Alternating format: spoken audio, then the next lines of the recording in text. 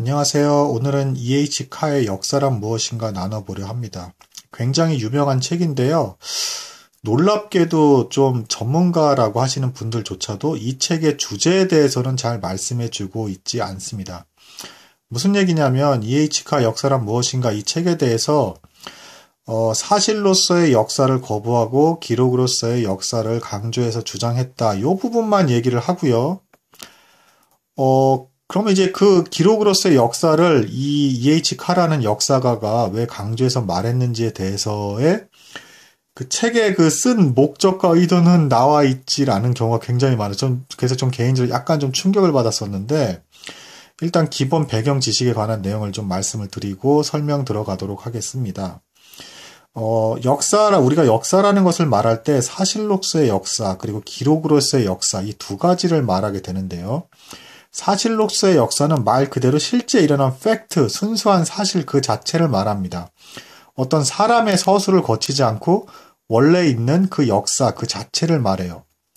그런데 이 원래 일어난 그 팩트, 그 사실이 기록자나 서술자에 의해서 그 주관이 개입이 되면서 재해석되게 됩니다.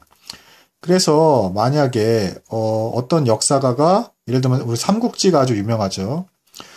유비에 대해서 호감을 갖는 역사가가 재해석해서 기록을 하게 되면 유비를 굉장히 그럴싸하게 이제 묘사를 하겠죠. 더 나은 사람이고 좋은 사람이고 덕이 풍부한 사람으로 묘사를 할 겁니다. 반대로 조조가 그럴 수밖에 없었다는 입장으로 묘사하는 역사가라 그런다면 조조를 이제 더 옹호하는 형태로 한나라의 무능함을 떨쳐버리고 개혁군주로서 훌륭한 사람이라고 묘사를 할 테고, 유비는 과거에 머물러서 한나라에 집착한 아주 보수적인 어떤 시대에 뒤떨어지는 인물이다, 이렇게 묘사할 수가 있는 거겠죠. 그리고 또 한편으로는요, 인간의 심리에 대해서도 사람이 같이 바로 옆에 있는 사람의 심리조차도 제대로 알 수가 없는데요. 대표적인 예로 우리나라의 세조 있죠. 수양대군이 왕위를 찬탈하지 않습니까? 대부분은 이제 굉장히 수양대군이 야심가이고 나쁜 사람이고 포악한 사람이라서 그렇게 친척인 왕까지도, 어린 왕까지도 죽이고 자기가 왕을 차지하는 어떤 야심가로 그리지만, 또 한편으로는 사실은요, 또 다르게 해석하는 사람도 있어요. 무슨 얘기냐면 수양대군이 도저히 어쩔 수 없어서 이대로 있으면 김종서의 견제를 받다가 자기가 죽을 것 같아서 어쩔 수 없이 쿠데타를 일으켰다, 이렇게 또 해석하는 사람도 있고요. 또는 어린 왕이 신하들에게, 수양대군에게 김종서에게 붙들려서 신하들 중심으로 조선이 흘러가는 것에 대해서 이대로 가면 나라가 망할 것 같다. 그래서 수양대군이 참다가 내가 어쩔 수 없이 아주 이 참극을 벌여서라도 내가 왕이 돼야 조선이 바르게 세워질 수 있겠다라고 하는 나라를 사랑하는 마음에서 그런 일을 일으켰다라고 해석을 할 수도 있어요. 그러니까 수양대군의 마음속으로 알 수는 없으니까요. 이와 마찬가지로 그래서 기록으로서의 역사는 누가 기록을 했냐에 따라서 사관이 존재하게 돼 있고, 어떤 입장을 취하냐에 따라서 그 내용이 바뀔 수가 있다라는 것입니다. 이 책에서 말하는 대표적인 예는요, 이제 그 로마의 천재라 불리는 율리우스 카이사르 시저가 마침내 로마를 차지하고 권력의 최정점을 달리기 위해서 루비콘 강을 건너게 됩니다. 그것도 군대를 이끌고요. 본래 군대를 이끌고 로마를 건너갈 수가 없는데 자신의 사병들을 이끌고 루비콘 강을 건너가게 됩니다. 이때 역사가들은 하나같이 시저의 입장에서 시저만 루비콘 강을 건넌 것처럼 묘사를 하죠. 하지만 실제로는 어때요? 병사들도 같이 그 강을 건넜죠. 즉 역사가가 시저만을 선택해서 시저를 묘사하고 시저에 관한 역사로서 기록을 했다라는 것입니다.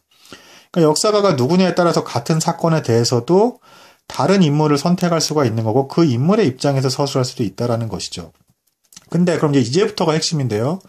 E.H. 카가 왜 기록으로서의 역사를 강조했는가? 그것은 그때 당시 그 책이 기록이 될 때 1970년대 후반, 1980년대 초반에 영국의 현실은 과거의 영광은 사라져가고 있었고, 그래서 많은 사람들이 앞으로 이제 영국은 점점 쇠퇴해 갈 것이다.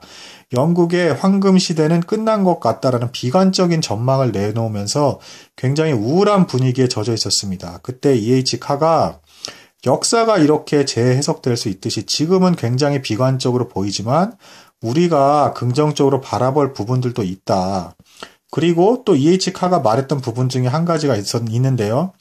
자신이 지금 역사를 기록하고 있는 것보다 후대의 후배들이 역사를 찾아서 분석하고 유적들을 더 찾고 기록하면 더 나은, 더 객관적인 역사적 사실을 알게 되고 더 발전하게 될 것이다. 이렇게 역사가 진보하듯이 우리는 발전하고 진보할 수 있다라는 것을 말해주고자 했던 것입니다. 즉, E.H. 카가 영국 사람이기 때문에 영국에 대해서 긍정적이고 희망적인 요소들을 말해주기 위해서 이 책을 서술한 것이에요. 절대 기록으로서의 역사만을 강조하기 위해서 이 책을 쓴 것은 아닙니다.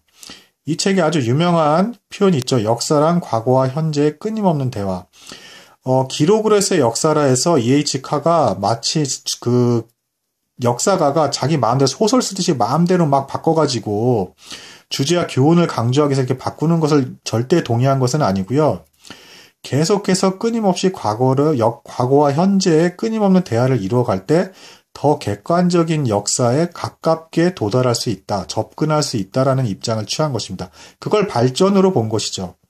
그래서 역사는 진보하고 발전한다. 그리고 우리 영국 역시도 발전하고 진보하는 과정을 겪고 있는 것뿐이다라는 희망적인 사실을 전달하고 싶어서 이 책을 썼던 것입니다. 오늘은 추가로 많이 빠진 이 책을 왜 썼는지에 대한 이유에까지 추가로 붙여서 한번 말해보게 되었습니다. 오늘도 들어주신 여러분께 굉장히 감사드립니다.